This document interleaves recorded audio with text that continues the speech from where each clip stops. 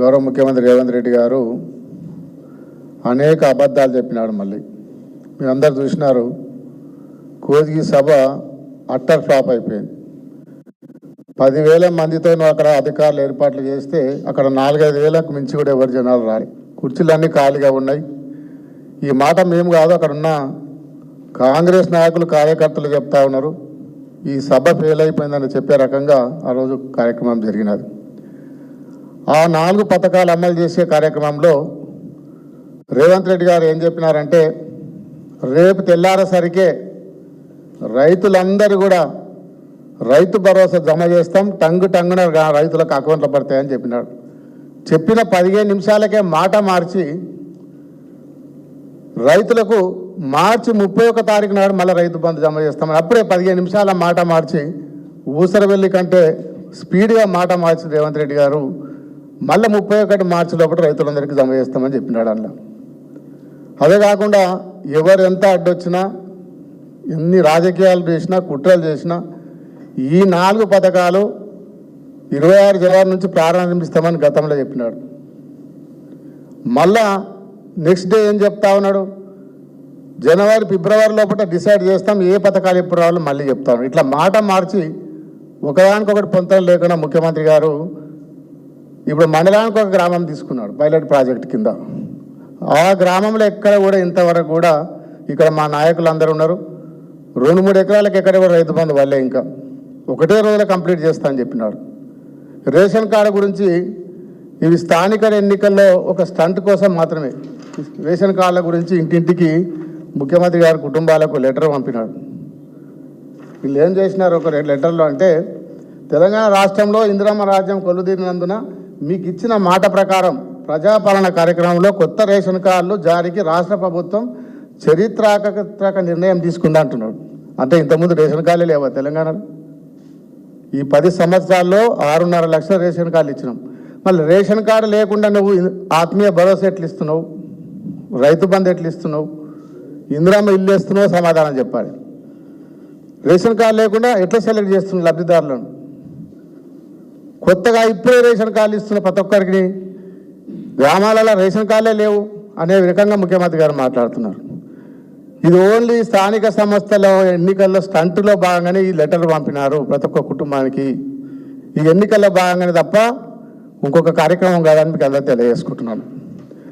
అదే కాకుండా కోజిగి సభలో రైతు బంధు గురించి కానీ, రైతు భరోసా గురించి కానీ అనేక హామీలు ఇచ్చి హామీలన్నీ అమలు చేసే పథకం చేసే కార్యక్రమంలో లేడు.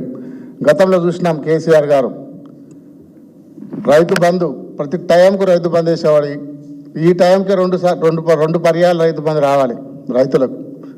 ఒక్కొక్క రైతుకు ఒక ఎకరానికి 17,500 రూపాయలు రైతు బంధు రావాలి. మాట మార్చి 3,000 కట్ చేసి తగ్గించేసి 12,000 అన్నాడు. ఆ 12,000 కూడా 6,000 అన్నాడు. 6,000 కూడా ఇప్పటి వరకు ఏ రైతు కూడా రాలేదు. మరి ఒక్కొక్క గ్రామం తీసుకుంటే మీరు ఈ రైతు బంధు కానీ ఈ 4 పథకాలు అమలు చేయాలంటే మళ్ళీ 26 జనవరి వచ్చే వరకు కూడా ఈ పథకాలు అమలు అయ్యే పరిస్థితి లేదు.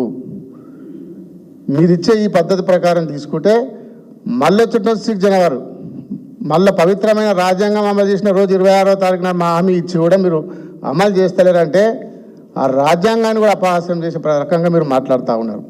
కాబట్టి మీరు ఇచ్చిన హామీలన్నీ ప్రజలకైతే ఎన్నికలకు ముందు ఇచ్చినారో వాటన్నిటిని అమలు చేసి నిరూపించుకోవాలని చెప్పి ముఖ్యమంత్రి గారిని కోరుతున్నాను.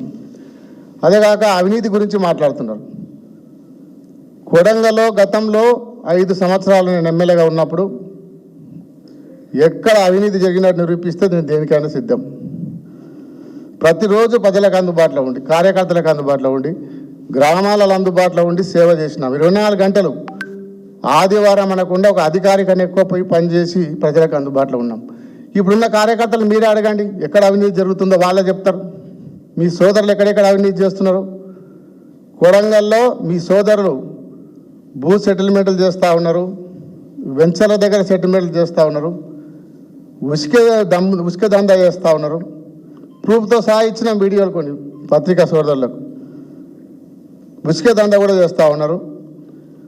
కాంగ్రెస్ నాయకులను కార్యకర్తలు నడితే చెప్తారు, కొడంగల్ ప్రజలు నడితే చెప్తారు ఎవరు అవినీతి చేస్తారు కొడంగల్లో. గతంలో ఎవరు చేస్తారు, ఇప్పుడు ఎవరు చేస్తారు నేను ఎక్కువ మాట్లాడా. ప్రజలను అడుగుదాం, కొడంగల్లో చర్చ పెడదాం అవినీతి గురించి. ఎక్కడ కూడా అవినీతి లేకుండా ప్రజలకు అందుబాటులో ఉండి పార్టీలకు అతీతంగా సేవ చేసినాం కొడంగల్లో. ఒకసారి బుద్ధి తెచ్చుకోవాలని చెప్పి రేవంత్ రెడ్డి గారిని ప్రశ్నిస్తూ ఉన్నాను.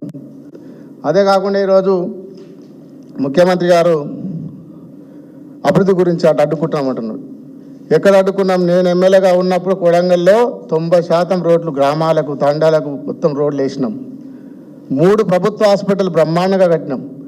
కట్టిన హాస్పిటల్ ఇప్పటివరకు డాక్టర్స్ లేరు, స్టాఫ్ నర్స్ లేరు. నేను తీసుకొచ్చిన ఎక్విప్మెంట్స్ అన్ని పక్క కాన్స్టిట్యూన్సీ తీసుకుపోయినారు. ఆ పరిస్థితి కొడంగల్ ముఖ్యమంత్రి గారి కొడంగల్ కాన్స్టిట్యూన్సీలో ఉన్నది. మద్దూరు హాస్పిటల్లో అల్ట్రాసౌండ్ పెట్టించినాం. బ్రహ్మాండంగా హరీష్ రావు గారు గతంలో ఆరోగ్య శాఖ మంత్రి ఉన్న ప్రారంభించి అక్కడ అన్ని వసతులు పెట్టించినాం. ఒక్కటి కూడా లేకుండా మళ్ళీ వేరే హాస్పిటల్ షిఫ్ట్ చేసినారు మక్తలకు. ఈ పాలనని ముఖ్యమంత్రి గారి పాలన కొడంగల్లో అభివృద్ధిని ఎక్కడ అడ్డుకోలే మనం. చేయండి, మీరు ముఖ్యమంత్రిగా ఉన్నారు.